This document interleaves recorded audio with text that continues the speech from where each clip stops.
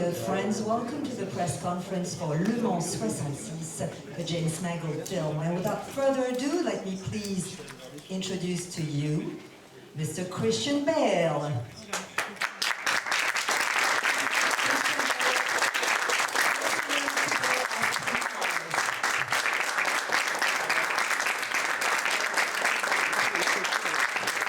Director James Mangold. Welcome to Paris. And of course, last but not least, Matt Damon as Carroll Shelby.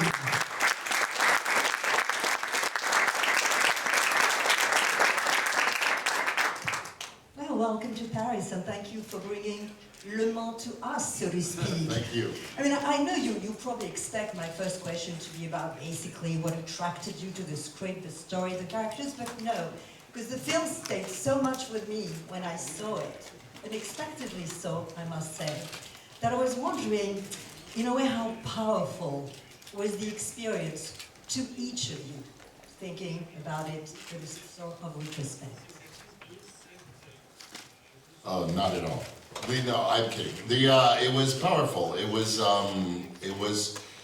I don't think power would be the word I felt making the movie. I think it's you know, the challenge of making the film is, at least for the director, every day is a monumental set of challenges every day that you're not sure if you can do or whether you'll accomplish. But the feeling making the movie was camaraderie. I mean, the thing that I think that came through making the film, that is in the film, is that these guys who I've known a long time, that the crew I've worked with a long time, that we're all friends, and that if there's anything I think that came through in the movie that was most important to me was the feeling of friendship, of camaraderie, of accomplishing something together. You know. What about you, Damon, Christian Bale? I think, you know, there's a definite shared obsession between these characters in having that common purpose. They live life in a very raw manner. I mean, literally not knowing if they were going to get out of the car, and that made them incredibly alive. And so it transcended the whole notion of just being a racing movie, but it is this story about friendship, you know, told at 200 miles an hour. What about you, Matt? Yeah, I think I agree. And the way in for me definitely was about, as Jim was alluding to, because I'm not a car person, and I don't think any of us are particularly car people, but we do spend our lives collaborating creatively with groups of people and trying to make things together, and so that was very relatable. And I think Jim made something that's a lot more than a car movie, obviously. I don't think any of us would have done it without. And also, I mean, in terms of it, I mean, a lot of your problems as an actor get solved when you have a director like this. Steven Soderbergh once described directing to me as making a giant mosaic the size of a city block from 1.5 inches away. And they have to keep so many things in their head and understand what every moment, what specific moment, what place it has in the film, and keep the giant picture. So any notes that he would give us or adjustments were so specific because he knew exactly what he needed to tell the story. Question here. First question here, please. Bonjour. Dans ce que vous montrez dans le film, la quête du Mans par Ford ressemble beaucoup à la quête de la Lune par la NASA à la même époque. J'aimerais savoir si vous avez l'impression d'avoir fait un film d'astronaute sur la route. Et corollairement, j'aimerais savoir quelle était la dimension symbolique qu'avait pour vous Le Mans, la course du Mans, personnellement. Merci. All right. I think that's yours. What is the question? Oh, you have it put okay. Oh, Well, no. The thing, I mean, the quest by Ford, like to win Le Mans, was very much like the quest that NASA had at the same time for the moon, so to speak. Did you feel while making the film to be like a bit like astronauts on the road, quote? And did you give Le Mans, what was to you Le Mans symbolical dimension, or maybe metaphorical dimension? Well, I'll volunteer that I don't think Ford, well, maybe, I think Ford's mission to win Le Mans was a mission to prove something about themselves. It wasn't pure, meaning it wasn't like a racer's need to win, it was a corporation's need to win. which is different, you know. But maybe the race to the moon in the 60s was also kind of corporate in the sense that we were competing with the Russians, and that was it as much about getting to the moon or getting to the moon first. And I think that the movie tries to touch upon that. I think the effort to win a race is perhaps only pure for the racers themselves, not the teams or the companies that are sponsoring. Question here. Bonjour, j'ai une question pour les deux acteurs. On sait depuis 20 ans à peu près quels acteurs vous êtes, le point de perfection que vous avez atteint dans votre travail. Je voulais savoir si vous aviez la sensation encore d'apprendre des choses sur les tournages et si sur ce tournage spécifiquement, vous aviez appris quelque chose l'un de l'autre. Well, it's a question for both Matt and Christian. I mean, obviously, for the last 20 years, we've known what perfectionists you are as actors. And the gentleman was wondering if you still had the feeling that you could learn something on film sets, and also if specifically on this film set, you learn things about each other. You always do every single film, and I never trained, and so I always feel like every single job I take, I'm starting right from scratch. I don't like to imagine myself as having any particular technique or a bag of tricks or whatever that I fall back on, and I think that's what keeps me excited about it each and every time, is that it's a total reinvention. And there's also that fear about I really don't know what I'm doing. You know, I've got to figure this one out. And I guess it's similar to, you know, when you haven't gone to college, you know, whatever, you feel sort of, I'm surrounded by a room of people who all went to college, they're all smarter, they're all more educated than me. Similarly, I feel like, each time I do a film, I'm surrounded by people who really know what they're doing, I'm just kind of bullshitting my way through it. But that creates a nice creativity, you know, in itself. And then you always find out a great deal about, you know, each other, because you're stuck in close quarters with a deadline, having to do something. It can be very intense, it can be bloody hilarious. Watching Jim with his crew is bloody hilarious.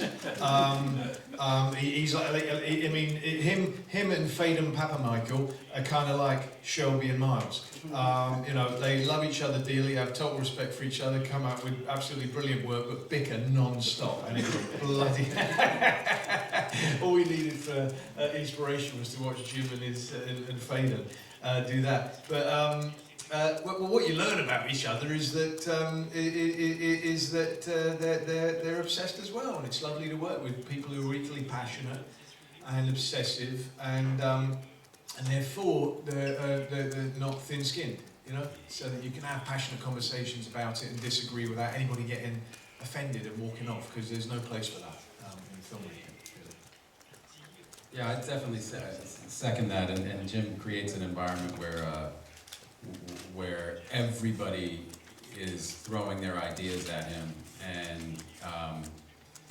and that's as it should be. You know, if you suggest 50 things and he accepts one of them, you've contributed something really important to the movie. And so I'd say I learn a ton on every movie I'm on. Every director works a little differently. It's always fascinating to watch great directors work.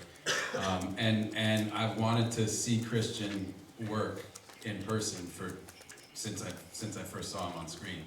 And I was really blown away. It's funny that you talk about being at all insecure in your process, because what struck me was how, first of all, it's very generous. Actors can be selfish or generous in their process but his is incredibly generous and helpful to all the actors around him. But when you get to work and see him, he'll never tell you this, but you realize that you can just look at him and see the thousands of hours that have gone into getting him to that point right there, and yet he's still completely free and available moment to moment, and it was just awesome working with him. Question là-bas. Pour approfondir la question, justement, les deux pilotes ont le même, c'est pour les acteurs, hein, les deux pilotes ont la même façon d'aborder leur travail. Et vous, est-ce que vous travaillez de façon identique ou de façon différente? Comment vous avez abordé votre travail? Et je voudrais savoir quel est votre rapport aux voitures. Est-ce que vous aimez les voitures puissantes ou pépères? les différences, enfin, comment ils ont abordé leur rôle, c'est ça? Est-ce qu'ils ont la même La façon même d'aborder technique, la même technique c'est comme les ça. pilotes, ou est-ce qu'ils ont des Oui. There's a question, I mean, a bit of comparison about with pilots and whatever. Do you as actors also have, like pilots in a way, certain methods of acting and relating and bonding on screen? I think the methodology certainly involves a lot of research and a lot of work beforehand, so that you're centered in a way when you're actually doing it, that it's grounded in something that it also has a flexibility to it, because it can change and be different from take to take or moment to moment, and you'll have a lot more flexibility if you've put in a lot of work beforehand. It's not something you just show up and do. I'm assuming you don't show up and do it either like that. So it's also a question for you. Your method, I mean, you don't arrive at No, too had many he as a- tried to show up and do it, he would have arrived like Dick Cheney at 240 pounds. Yeah, right. Yeah, that's a big stretch from Dick Cheney, I must say. And the second part of the question was, yes, you wanted to answer? It's a question about your relationship to cars. And you said earlier, you, Matt, and you, that you weren't that much of car fans, really. But the question is for the three of you. I mean, what kind of cars do you like? Do you like the big ones, the fast ones, now that you've been sort of part of this world, thanks to James? But I think one thing, just to, before getting to what cars we all love, I think one thing that Jim did so well is that you don't have to love cars to be able to understand and associate with this movie. The cars are the vehicles by which these men live, you know, at their peaks, you know, and to see people so alive and how much that means to them. But Jim's done it in a very relatable way. I like a good pickup truck. All right. What about you, James? What is the kind of car you like? I have a Land Rover that I take shopping. It's very fun. No, you got bitten by the bug, and you got a little faster one. I got a little faster one too. But I'm not. Cars are not. It's not all about cars for me either. But I do think cars are interesting to all of us. Like when people say, "Are you into cars?" It means, "Are you into racing?" I think. But in a way, the entire world is into cars. That the entire century has been defined by what cars brought each of us, which is that independence of movement. You know, that the car was this way, that every man and woman had their own horse and buggy and could go wherever they wanted to go. It was a kind of and at least the affordable cars provided that for everyone, and that is a big part of how cars have changed our world. They become our identity. I mean, I always notice on the freeway that there will be someone cutting in front of many other drivers, you know, on an exit, like sticking their car out, and I'll come up later alongside and say, "Who is this rude bastard?" And I will see like a little old lady, and I was like, and it's like, well, when she's inside a steel box, she's a different person than she would be if she was at the post office. So if cars allow us to all become something else, they're a kind of mask or an extension of ourselves. I mean, there's all sorts of interesting ways that cars have changed who we are, and certainly even by the mid-60s, we're also kind of had it giantly changed how we relate to technology and freedom. What about you, your sort of ideal car, the kind of driver? What is your perception of cars? I have a Tesla. My answer is not at all as philosophical as Jim's. Well, it's as honest, so right, that's what we're looking for. Question. Voilà. Hi guys, first thank you very much for the movie, I thought it was brilliant. I was wondering how did knowing the fate of Shelby American and Ken Lawrence and how they're going to be robbed of that victory impacted your respective performances? That finish of Le Mans '66, I think, could have been an entire film by itself, couldn't it? Like you could do it to truly tell the story of all of the different complications and misunderstandings and disagreements and emotions of what happened right there would take 3-4 hours. And we discussed that about, well, We try to get, as we do with the characters, to get the essence of what truly that signified, without it becoming a historical document. But it's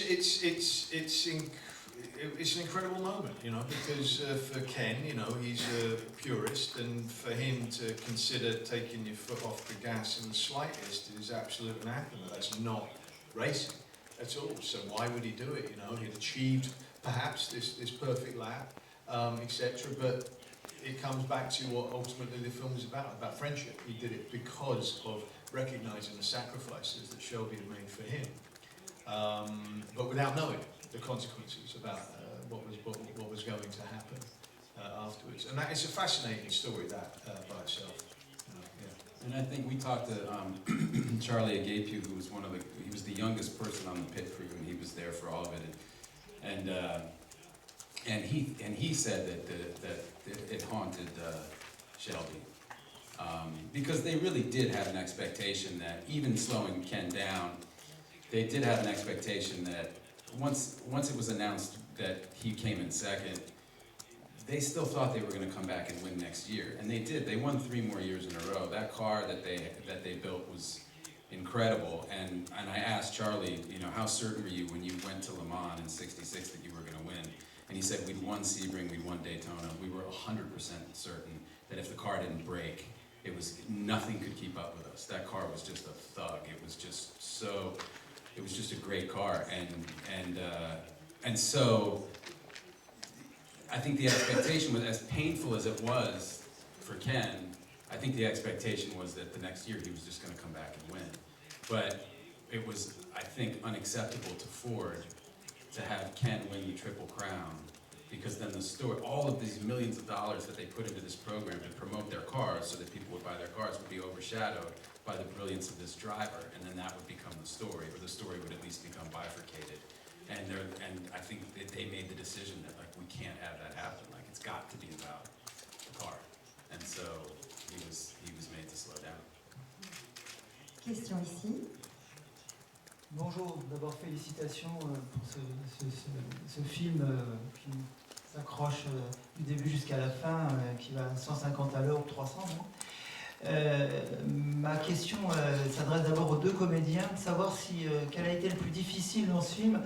Est-ce que ça a été de jouer la comédie ou de conduire des voitures? Et la deuxième question s'adresse plutôt au metteur en scène. À l'heure où on est sensibilisé au sort de la planète, l'environnement, etc. Est-ce que quelque part ce film n'est pas un petit peu hors d'âge, alors qu'il sanctifie la voiture, la fumée, la carburation, etc. Voilà. All right, well, to ask question. Well, we start with you, Jez.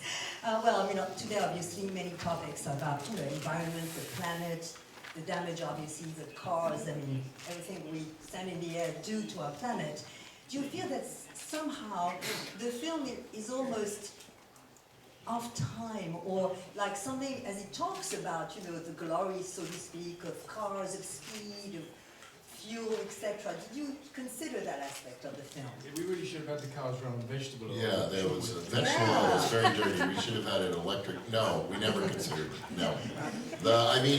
I'm concerned about these issues, but I don't at all see how anymore. I don't see that kind of direct application between the topic of a film and the politics of a moment. I think I also didn't make a movie for me that is, the point for me was the glorification of cars. I think that it was about a mission, about accomplishing something, and that would be it, yeah. And for you, Christian and Matt, I mean, what was the most challenging? Was it the actual acting, or is it the actual driving scenes? You know, when it's going well, you know, it's nice to have a challenge. Of course, you want a challenge, but when it's going well, it actually feels pretty smooth, and it did on this film. You know, with the acting and with the driving as well. Because look, Jim's not an idiot.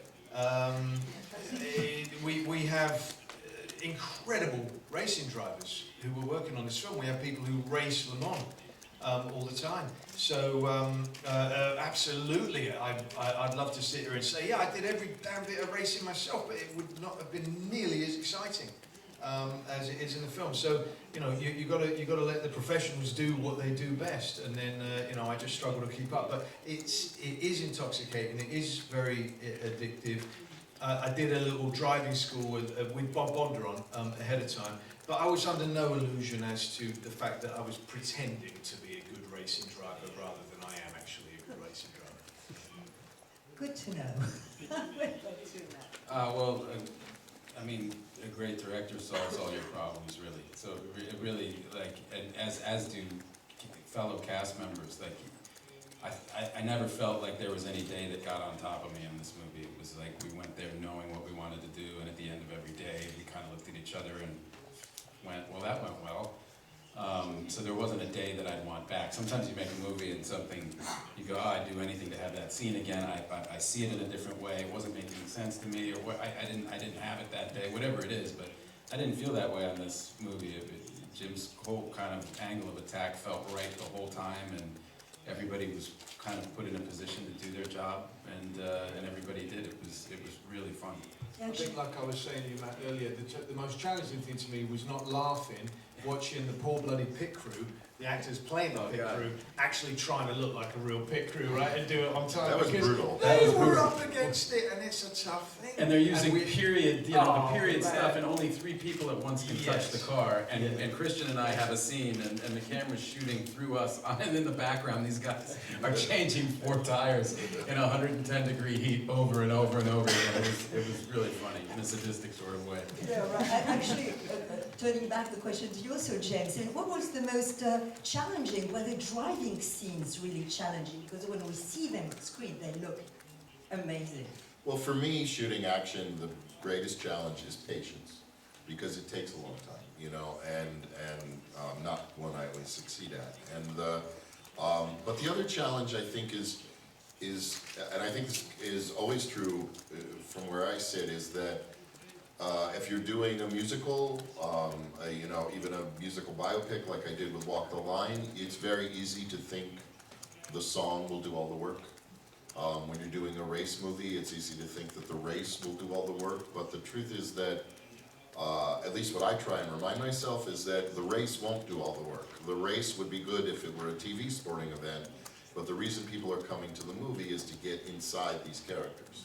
And so I have to shoot the race or cover the race in a way that doesn't just function in spectacle or sensory overload, but also tracks the characters, meaning that, similar to a musical, meaning if you're tracking who Fred Astaire or Gene Kelly is in a movie, and then they start to sing and you lose who they are, then the movie's failing. You need to stay with who they are through the song.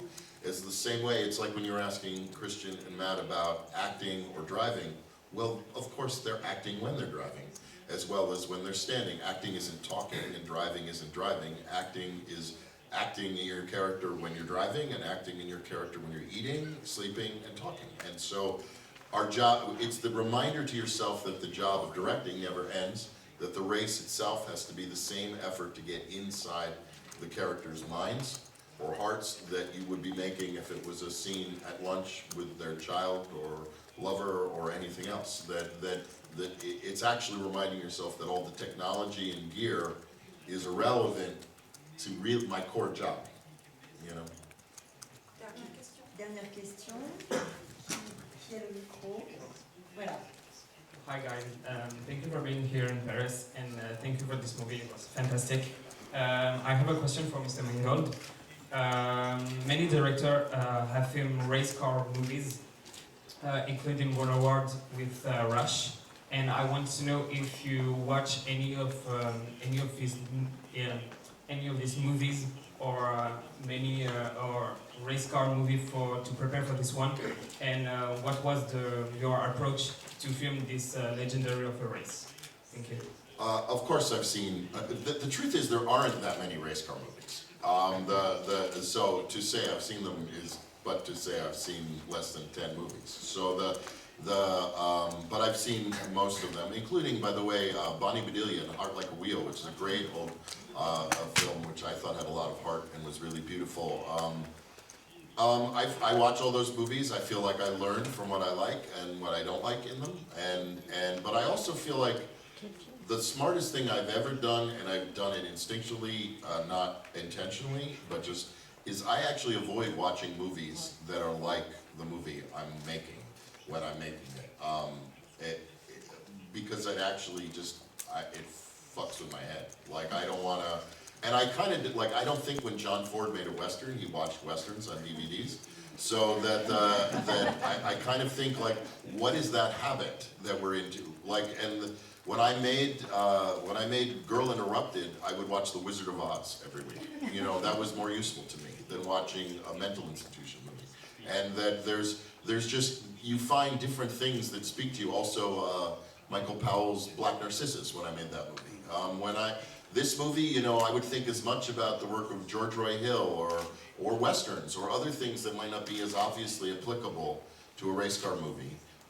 Because I feel like there's more of a creative jump you can take translating lessons from another genre into the one you're making. When you're watching another director meet the same kind of challenges you're meeting, you end up imitating or rejecting, which neither is a very pure impulse, as opposed to translating or something else, which is, was there a second question, or did I answer it? The second question was, what was the approach for you to film this legendary of a race? I think I kind of answered it. I mean, to get in the heart of these guys. If there was any goal at the core of it, was that I wanted to make an action film that worked for adults, which is to say it wasn't a film geared towards 12 or 13-year-olds. And that even some of the race car movies, I mean, I don't think it's any secret that movies like Fast and Furious are not, you know, high intellectual properties. So that Now wait a minute. I'm sorry. But the point being that I was trying to make something that functioned as an adult drama with action, as opposed to functioning as a kind of popcorn movie only. And so that was my kind of core focus. Thank you. Action and heart. Thank you very much.